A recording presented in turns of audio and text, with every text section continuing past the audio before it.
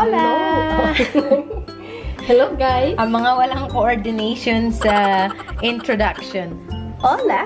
Mga gwapo at mga gwapa. Welcome! Welcome to Karyang's Kitchen! Ang ating recipe for today is paksiw na dalagang bukid. Dalagang bukid na nasa dagat. Bakit nga ba dalagang bukid ang tawag, no? Hindi naman galing sa bukid. Okay, so, ang mga ingredients natin... Comment down below, guys. Comment down below. Bakit dalagang bukid? Oo, sige daw. Sige daw. Para malaman natin kung bakit dalagang bukid ang tawag sa kanya. So, yung mga ingredients natin. Fish. Dito. Hindi ko alam kung how many kilograms to. Basta yan. So, fish. Meron tayong...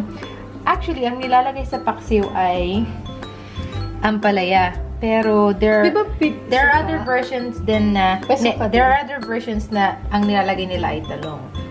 Basta kami, ang aming purpose is in every dish na we cook, we're gonna put like any type of vegetables na para healthy. Okay, so meron kaming eggplant here, may talong tayo dito. Tapos dito meron tayong sliced onions, meron tayong ginger. Ang dami talaga ng ginger namin, no? Kasi para hindi talaga mawala talaga yung lansa ng fish. Tapos meron tayong bawang. And if you notice guys, kapag magluluto kami, lagi talaga kaming may sili. Konti pa nga yan eh. Actually, mas gusto pa namin na mas marami. Tapos, ang ating mga spices na kailangan, we have vinegar. Meron tayong vinegar. Okay. Para itong yung rose vinegar, di ba? Yung kulay orange siya, hindi siya white. Tapos, meron tayo ulit pepper, ground pepper, and iodized salt. Yan lang. So, ang gagawin lang natin, basically, ay ilalagay lang natin lahat ng ingredients. Pagsasama-samahin lang natin siya. Nagugas ako ng kamay. Okay, so kakamayin ko na lang. So, ilagay na natin ang luya. I-ice natin. Tapos, lagay na natin ng sibuyas. Tapos, kailangan ilagay na rin natin ang bawang. Tapos yung sili mamaya na natin nilagay. At saka yung, yung eggplant mamaya. So, after that, ilalagay lang natin sa ibabaw yung fish.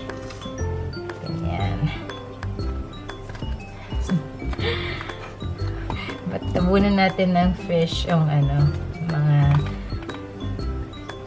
spices sa ilalim. Okay. So, tapos niyan, lalagyan lang natin ng...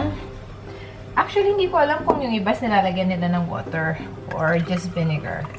So, lalagyan natin siya ng 1 glass of water since mahilig kami sa sabaw.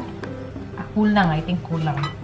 So, lalagyan ko ng 2 glasses of water. Ayan. Tapos, lagyan na din natin ng tansyadong iodized salt. Bahala na kayo mag-adjust later. Tapos, ilalagay ko na din yung pepper. So, basta to mga luto hacks. Basta mga madali ang luto. Mga hindi to mga pang-professional na lutuan, ha? Okay, so, lagyan ko ng vinegar, mga... Well, i-adjust ko na lang yun later, guys. So, mga... Tansya din yan, guys. Tapos, mga 3 sandok. Para maasim. Yan. So, yan. Tapos, tatakpan lang natin at isi-simmer lang natin siya. That's it. Balikan natin siya mamaya mga... Titingnan natin mga ilang minutes. Tansya din. Tansya, yes. Okay.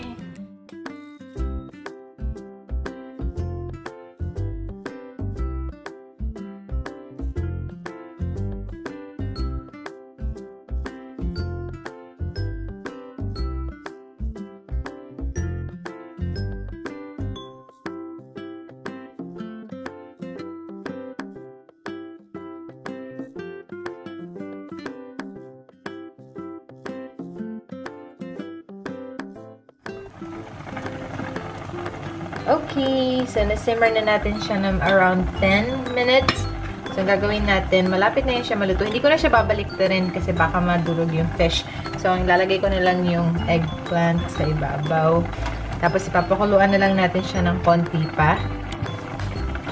Tapos luto na siya. Ganun ang kadali. Oh, ganun lang kadali. Tapos, bahala na lang kayo mag-adjust ng lasa. So, ako, lalagdagan ko na lang.